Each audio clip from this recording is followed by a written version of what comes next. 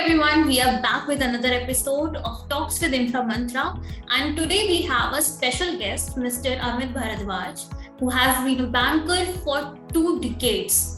And welcome, sir. It's a pleasure Thank you so much. to have you on our channel.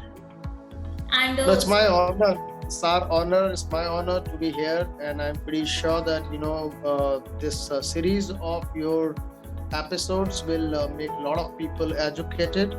Whatever we have as an experience, we would surely be. We'll love to really share it with everyone. yes, sir, obviously. So why don't you tell us about your past experience to our viewers? So I've been, as you said, you introduced me saying that I've been a banker. So, I only know largely banking. It's been now 2 decades. I've worked with MNC banks and domestic banks both. While you are the best part about being in a banker's profile is that, you actually end up meeting people from all walk of lives. So you really go across, you meet, businessmen, you go across and meet a lot of professionals, a lot of people who are in the property market, there are people who are developers. So, you get to meet all across. So from all walks of life is what you get to meet, and you get a lot of ideas, and this is what is most exciting thing about being a banker. And so with all our experience, we typically will at least be able to share our understanding of the whole property market. That's great, sir. And with this, we have some questions in relevance to real estate market. And if you can answer these for our audience, it would be an honor for us. Absolutely. So the first question our viewers want to know is, what will the 2022 housing market will look like?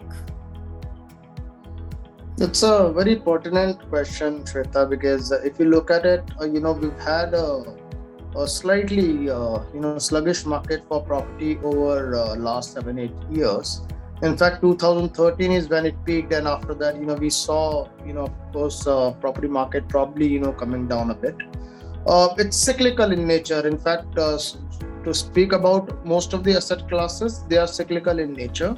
Similarly, property market also has a cycle. Some point in time you'll see it probably booming and it touching peak.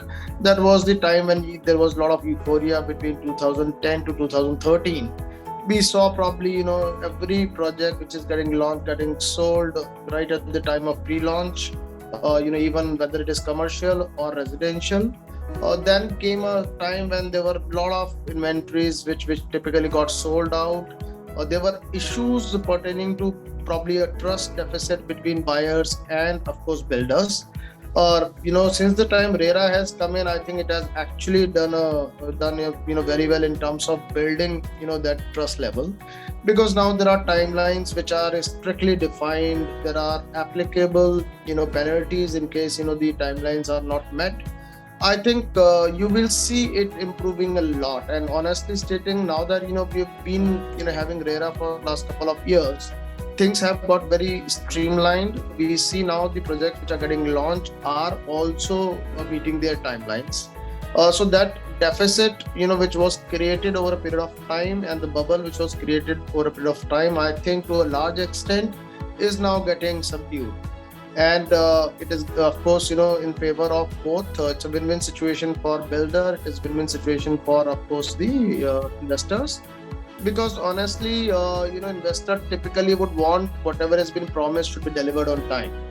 Builders are happy because now they have a specific timelines, and hence, there is a lot of support that will be given to them to meet those deadlines as well. Honestly, the amount of good people who've come into this field. So you have very nice and niche developer who are there.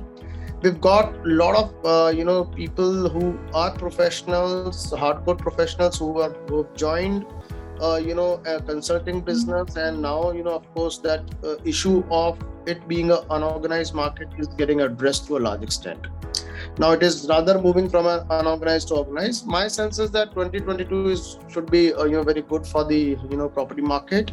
In fact, next 5-7 years, because generally whenever property market improves, it is typically a long cycle unlike probably other asset classes wherein cycle can be of a short duration.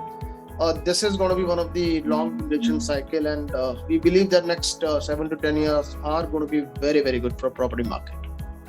Totally agree, sir. And so moving forward, we have another question, and it's like, according to you, why is it important to have a good knowledge about asset allocation? Look, being a finance professional, typically that is what is first thing which is taught to all of us, because it is like, it's an old saying, you can't put all your eggs in one basket. That itself means asset allocation. So you make different pot of money, you have different baskets to cater to your pre-decided and predefined objective.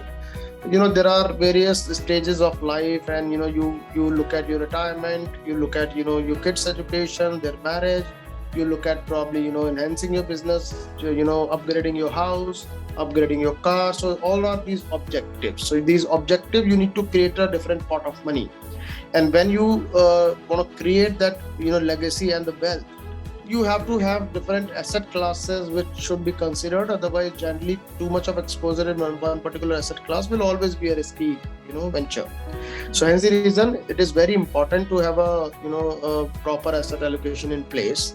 So we have equity route, we have debt as a route, we can probably take a real estate as a asset, we can always look at probably gold as an asset class. So a mixture of that is what creates a portfolio. And if you have good diversification and proper asset allocation, more often than not it will end up complementing each other. You will realize that your risk will typically be to a large extent get mitigated and get subdued. Reason is that if one asset class is not doing well, you have other three asset classes which are actually trying to cover up, you recoup the losses and get you the desired gain, whether it is your target is double digit, single digit. The asset allocation will be accordingly decided as to how much is the risk that you want to really take up to get what kind of interest. So I think asset allocation is key, and after asset allocation, it is diversification. So don't put most of the things in one particular specific investment. So that's broadly the science behind it, and I think one should be very, very cognizant of that fact as well. That's a very helpful insight, sir, that our viewers want to know. And so last but not the least, last question: what do home buyers and developers expect with the budget 2022, which was recently passed? Look, this budget, we all were very, very hopeful, because real estate as a market had its own share of issues over last almost 8-9 years. So we were anticipating already that there's going to be a decent SOPs which are going to be announced. There are a lot of which has been allocated for budget houses. You would have seen that there is a specific corpus that has been earmarked to promote affordable housing segment. And once you have those launched, you see probably the action which is going to come back in real estate. And obviously the housing for all has been of course a dream for this government. And broadly stating, once you have this sector getting revived, it will also propel the other related sectors and various ancillary units. So you may see that once real estate does well, your cement industry will typically look at moving up. Yeah. Your steel, cement, all the associate things automatically start picking up. So my sense is that real estate of course remains the backbone of any economy, and with the fact that it is getting far more regulated and it is also seeing far more budget allocation, it help in terms of helping this industry to really grow faster. Okay, that's a very good answer one can have, and I'm sure, sir, our viewers' doubts have been cleared. And by your valuable answer, I think it is an honor for us to have you. And sir, any professional tip regarding real estate you want our viewers to know? Look, we all have been investing in, honestly, we all are touched with this sector because everybody either will have, will be owning a property or will be planning to own a property. They might have a legacy. So everybody has a dream to have their own shelter, right? So typically, this is one of the most, sought after asset that you would really want to create for your own safety and for the comfort of your family. My sense is that once you really look at getting into it, first you should understand your own requirement rather than chasing others. I've seen people that probably chasing each other. One should rather understand our own requirement. What do we really want as a family? Then plan as to what should be the ideal budget for it. Also look at planning for the location that you would prefer, because a lot of time you end up buying something which is very far off, very uncomfortable. And then of course life gets a bit tricky because these days commuting time becomes a extremely heavy issue. So my sense is that one should always find the balance between your own requirement, your budget, your location that you want to really look at, and of course that thereafter how much is the money that you want to raise to really get there. Look, you should never cross 40%, 40% of your net take home as a EMI. That's a thumb rule. If whosoever typically go overboard and end up taking loan which is wherein he's consuming more than 40%, it gets very tough for that person to really sail through. Because we have realized that after a lot of deliberations and instances, what we've actually seen, we've realized one should not cross 35-40% of your net take home as a EMI component. So that's one tip. Second, I think, as I said, location is of paramount importance. Then one should always ensure that you have a set budget and don't cross that budget by more than 10-15%, because that is where another issue comes. As far as taxation is concerned, one should know what is the capital gain tax in case you end up selling it. There are broad guidelines and all these informations available on the net. One should always know that what is the short-term capital gain tax, how much is the long-term capital gain tax. You might end up selling one property and end up buying another property without realizing that you owe a lot of taxes on by selling that. So all those things are to be really taken into consideration before you really take any decision. I always strongly believe that you should always try and get some professionals to assist you. So hence the reason we have excellent consultant like Inframantra, which has been doing an exceptional job. You guys are fantastic. I've had a personal interaction with your people who are consulting to all the clients.